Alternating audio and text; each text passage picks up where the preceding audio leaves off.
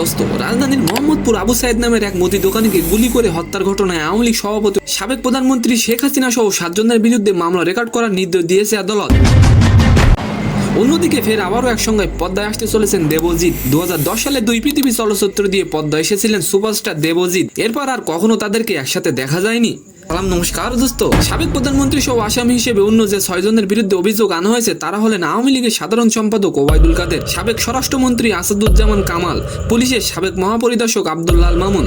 মামলাটি করেছেন এম আমির হামজা। মামলার এজাহার তথ্য বলছে, কোটা সংস্কার আন্দোলন চলাকালে পুলিশ নির্বিচারে গুলি চালায়। গুলিতে গত 19 জুলাই মোহাম্মদপুরের আবু সাইদ নিহত হন। উনি হচ্ছেন আবু সাইদ। উনি একজন রিক্সা চালক ছিলেন। উনি 19 তারিখ বিকেলবেলা মাথায় গুলি খেয়ে মারা যান। Dhaka chief metropolitan magistrate CMM আদালতের ম্যাজিস্ট্রেট রাজেশ চৌধুরী মঙ্গলবার আদায় দেন হত্যা মামলাটি রেকর্ড করতে।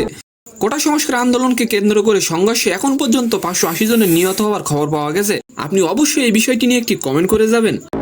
অন্যদিকে 2010 সালে 2 পৃথিবী চলচ্চিত্রের মধ্যে দিয়ে একসঙ্গে পদ্মা এসেছিলেন দেবজিৎ।